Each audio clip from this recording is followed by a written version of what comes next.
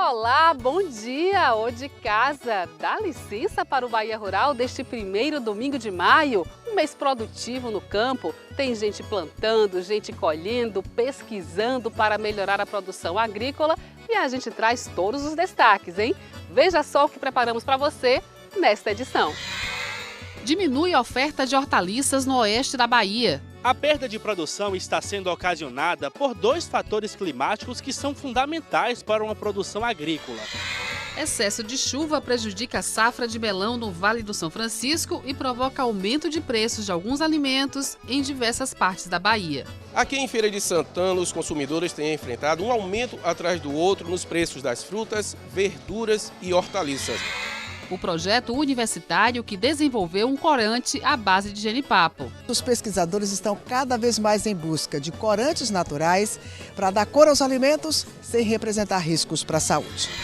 E do sudoeste da Bahia, charque de carneiro com salada de maxixe. Nesse restaurante, por exemplo, todo o cardápio é especializado em cortes de carne de carneiro. Tudo isso você confere a partir de agora aqui no seu Bahia Rural, o programa campeão de audiência nas manhãs de domingo.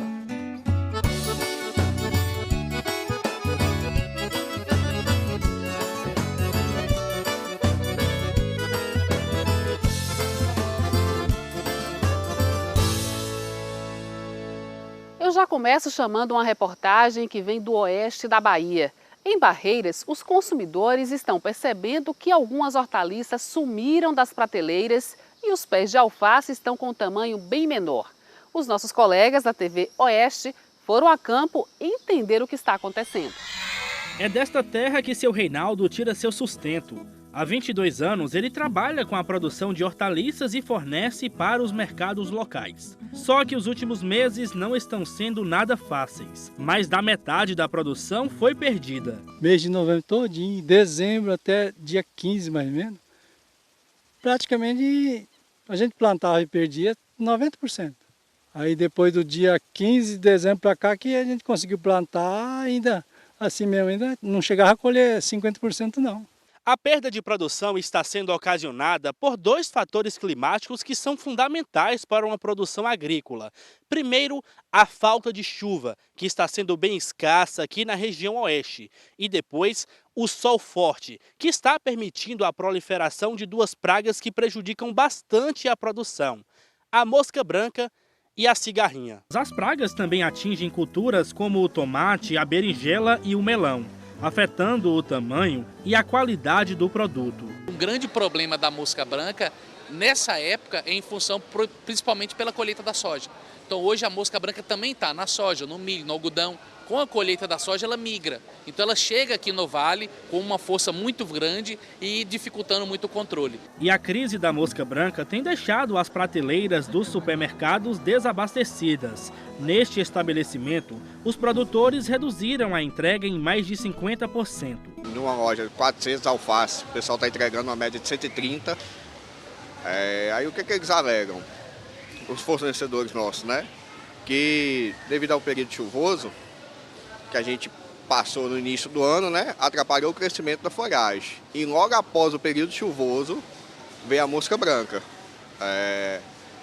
Que aí atrapalhou mais uma vez o crescimento da folhagem. Porque aí até a folhagem a gente está tendo, mas o tamanho, você pode ver que é um tamanho reduzido, o alface é um alface pequeno, o cheiro verde, né, que a gente consome muito aqui, também vem num tamanho reduzido, porque não está dando tempo da folhagem crescer, né? O pessoal já está tendo que colher para poder fornecer. Com a escassez, entra aquela velha máxima: menos oferta, grande procura, aumento de preço. O preço aumenta, o tamanho diminui, o pessoal questiona muito, né? Porque já está pagando um pouco a mais e devido à qualidade também que diminui, né? Porque não está dando tempo dela desenvolver totalmente. E quem vem atrás do produto sente a falta de levar para casa uma boa hortaliça. Quem chegou cedinho conseguiu pegar umas folhas, só que nesse horário já acabou, né? Tem que correr para pegar o melhor. Isso, tem que chegar cedinho para conseguir pegar o melhor. E vamos conferir outros destaques regionais sobre o campo na Bahia. Os agricultores do Vale do São Francisco, que produzem melão, estão enfrentando um início de safra marcado por recorrentes chuvas e alagamentos de plantações em diversas propriedades da região. Nos últimos 2 meses foram mais de 360 milímetros de chuva, um volume bem acima da média. A umidade aumentou a aparição de doenças como a mancha aquosa e a broca, prejudicando muitas plantações, a produtividade e a oferta da fruta para o consumidor. A expectativa é de que a situação permaneça até meados de maio.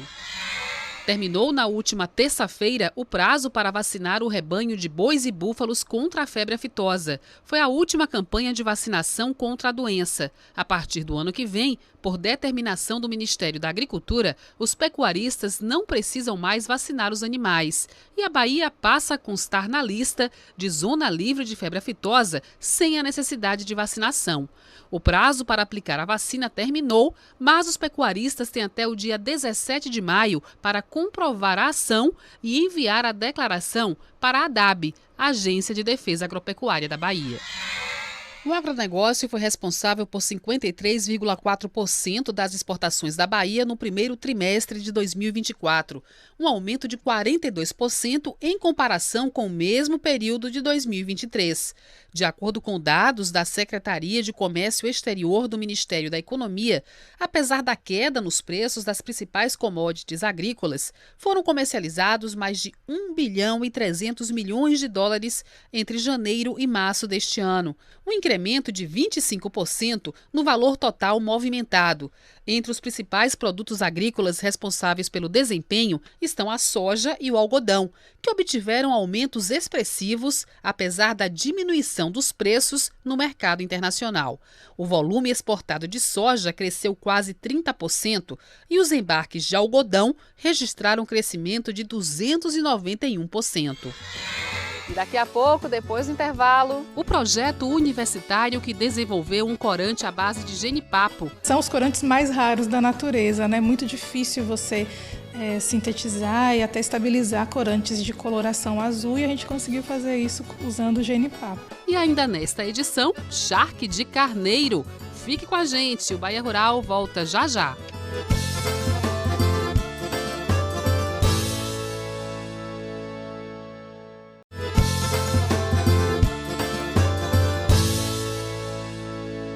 Estamos de volta com o Bahia Rural e o destaque agora é uma pesquisa que está sendo realizada na Universidade Federal do Recôncavo Baiano para a produção de corante a partir do genipapo.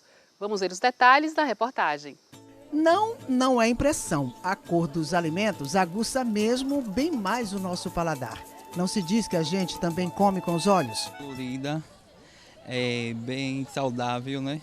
Aguçar o paladar da gente. Para coisar o paladar da gente. Não é à toa que as indústrias alimentícias se utilizam dos corantes para deixar os produtos mais coloridos e com aparência mais gostosa. O visual, na verdade, é o que chama a atenção, é o que é o atrativo para o consumidor. O consumidor, quando ele vai buscar um alimento, ele não vai apenas por fome. Ele vai porque ele vê e ele sabe que o alimento ele dá mais apetite quando vê do que depois que come. O grande problema é que a maioria dos corantes artificiais costuma trazer compostos químicos, o que pode representar riscos de intoxicação. Contra isso, os pesquisadores estão cada vez mais em busca de corantes naturais para dar cor aos alimentos sem representar riscos para a saúde. A partir disso, a gente começou a desenvolver pesquisas na área de corantes naturais, justamente para tentar substituir os artificiais, né? Porém, os corantes naturais, na sua forma nativa, eles são muito instáveis, né? Eles não suportam processamento, mudam de cor, perdem a cor durante o processamento e o armazenamento. Na lista dos estudiosos, esta fruta aqui ganha cada vez mais força nesta tarefa de deixar os nossos alimentos com a aparência mais apetitosa, sem abrir mão da segurança alimentar. O genipapo. A partir do genipapo verde, a gente consegue desenvolver corantes de coloração azul, né? E que são os corantes mais raros da natureza, né? Muito difícil você sintetizar e até estabilizar corantes de coloração azul, e a gente conseguiu fazer isso usando o genipapo. A fruta típica do Cerrado é muito usada em remédios caseiros.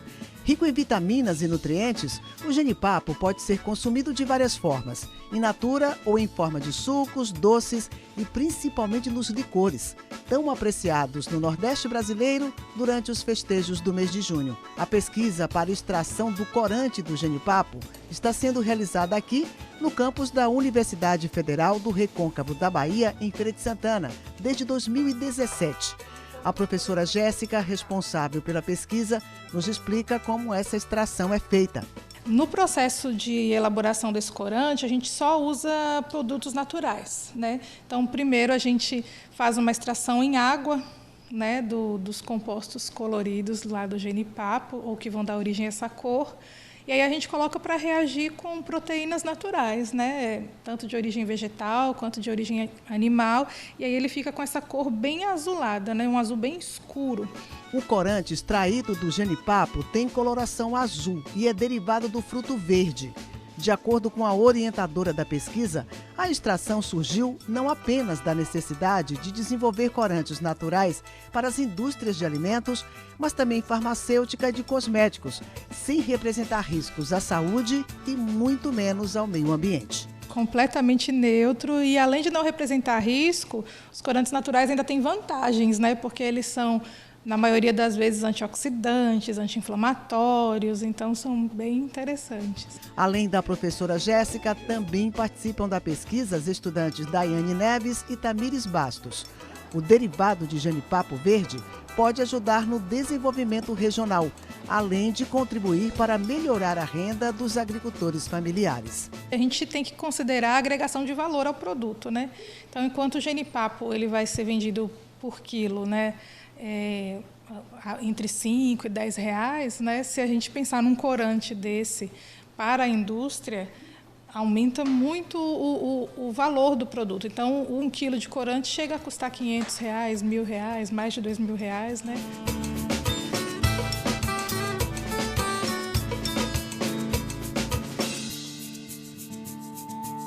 E você sabe que o Bahia Rural está sempre atento ao que está acontecendo no estado e traz agora outros destaques em mais um Giro Regional. Aqui em Feira de Santana, os consumidores têm enfrentado um aumento atrás do outro nos preços das frutas, verduras e hortaliças. A depender do produto, o incremento chega a 100%. A exemplo aí do chuchu, vendido aqui no centro de abastecimento de feira a R$ 6,00 o quilo. Um outro vilão é o tomate, vendido entre R$ 6 e R$ 15,00 o prato. Entre as frutas é a banana da prata, que é encontrado de R$ 8 a R$ 10,00 a penca. O coentro registrou uma leve baixa. O molho aqui é vendido a R$ 3,00. De acordo com os comerciantes, o principal motivo é o excesso de chuva em algumas regiões da Bahia. Nesta última semana, o IBGE divulgou o censo das comunidades que vivem em terras indígenas demarcadas na Bahia. Segundo os dados, a Bahia é o segundo estado com maior número absoluto de indígenas no Brasil, cerca de 230 mil pessoas. Nos últimos 13 anos, as mulheres ganharam participação nestas comunidades. Agora, elas representam 53% do total de indígenas na Bahia. Até 2010, eram 49%. A pesquisa também aponta que o índice de envelhecimento aumentou, mas que a idade mediana entre os indígenas é de 37 anos e 4 em cada 10 estão em idade escolar. O levantamento também revelou que a Bahia é o estado com maior número de quilombolas no Brasil. São quase 400 mil pessoas que representam 3 em cada 10 quilombolas do país. Nestes territórios já delimitados, as mulheres representam 49% da população. 3 em cada 10 estão em idade escolar e o índice de envelhecimento é 20% menor do que na população em geral. Nestas comunidades, muitas delas localizadas na zona rural, a idade mediana é de 32 anos. Destacando que o último censo envolvendo o levantamento da situação nessas comunidades havia sido realizado em 2010 e estes dados são considerados fundamentais para o desenvolvimento de políticas públicas voltadas para a melhoria da saúde, da educação e da assistência social destes grupos. É isso aí, e vamos agora à nossa dica de leitura de hoje. O manejo de vacas em lactação e vacas secas é o tema desta cartilha publicada pelo Serviço Nacional de Aprendizagem Rural. O livro traz dicas importantes sobre bovinocultura leiteira, desde a alimentação destes animais no período de reprodução, o preparo da silagem, até orientações sobre o manejo da ordenha. A cartilha pode ser acessada de graça na plataforma digital do Senar. Vamos para um brevíssimo intervalo. Na volta, tem mais notícias do campo aqui no Bahia Rural. E vai ter charque de carneiro direto do Vale do São Francisco, em instantes.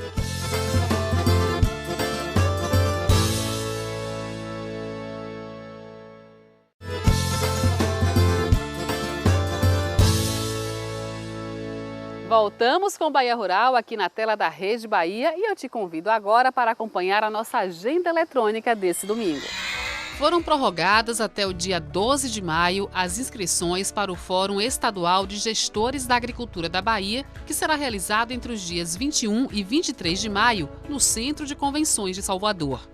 Até o dia 12 de maio também tem Feira de Orquídeas em homenagem às mães, promovida pelo Orquidário no Shopping da Bahia, aqui em Salvador. Próxima quarta-feira, dia 8, aumentar a produtividade do cacau e do café na prática é o tema do Dia de Campo, promovido pelo SEBRAE no Centro de Abastecimento Municipal de Santa Luzia. No sábado, dia 11, tem Cavalgada das Patroas em São Felipe. Domingo também de cavalgada do Aras Capim Verde, no município de Baixa Grande. Já no dia 18 de maio, a 13ª Vaquejada da Mariona será em Barra do Mendes. Dia 19 tem Festival do Umbu, na região da Vila dos Pauzinhos, em Campo Formoso, no norte da Bahia, com apresentações culturais, oficinas temáticas e feira de economia solidária e agricultura familiar. Dia 25 de maio, o Poeirão de Marcha será no Parque de Vaquejada João Cruz, em Irará. E estão abertas as inscrições para o workshop de fitossanidade, perspectivas e atualidades, que será realizado na UFRB com a participação de diversos palestrantes. Inscrições virtuais na plataforma da universidade. E hoje tem uma receita que vem da região sudoeste. Vamos ver como preparar charque de carneiro, sabe com quê? Salada de maxixe. Eita, que deve estar bom demais, hein? Vamos ver.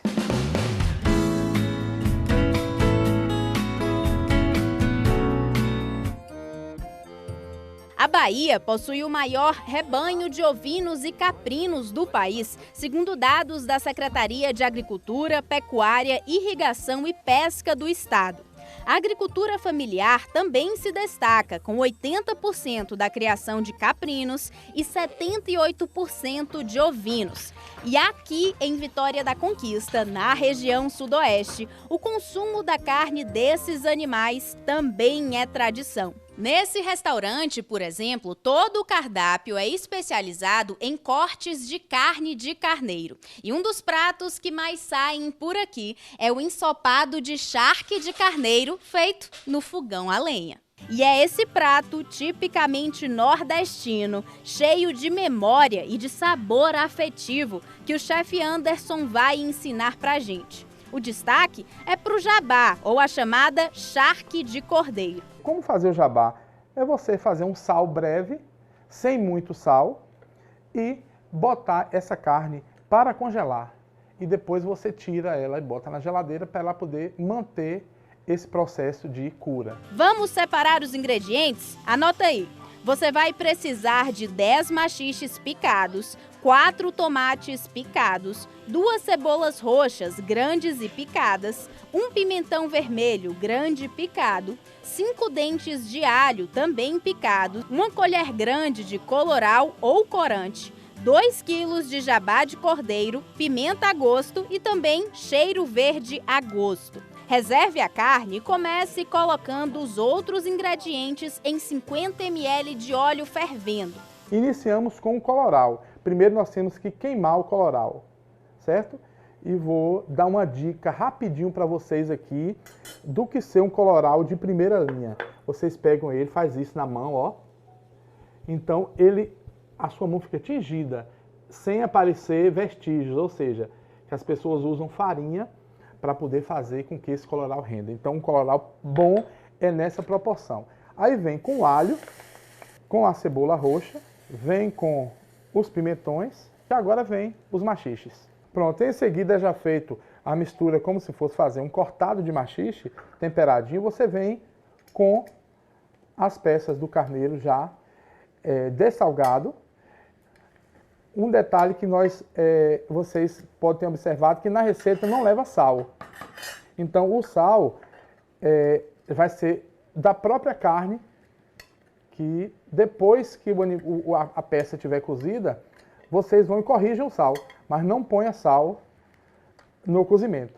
Depois, coloque a água fervendo, tampe e deixe cozinhar até quando a carne estiver soltando do osso. Nas fazendas, como o fogãozinho de lenha também é mais lento, a gente bota de manhã, quando for na hora do almoço, ele está prontinho para usar. Como sugestão de acompanhamento, tem pirão, feijão, arroz e como uma boa baiana, não pode faltar uma farofa e também a pimenta. E claro que eu vou provar essa delícia aqui, na beira do fogão de lenha, nesse clima de interior. Obrigada, chefe Anderson. Vamos ver aqui, né, esse charque de carneiro. Olha só que linda essa comida. Vamos ver. Se quiser mais a pimentinha. Ah, eu amo pimenta, ó. Soltando do osso. Vou pegar um pirãozinho aqui, esse uma farofinha. Delicioso. Vamos lá.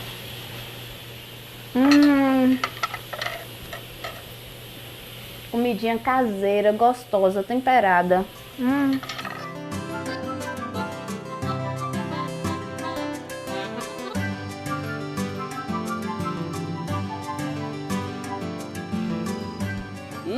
Delícia, hein? E assim a gente encerra o Bahia Rural de hoje. Sempre muito bom contar com a sua companhia. Se você quiser rever as reportagens exibidas nesta edição, você já sabe. Acesse a nossa página na Globoplay ou no G1. E a gente volta a se encontrar semana que vem, se Deus quiser. Um abraço.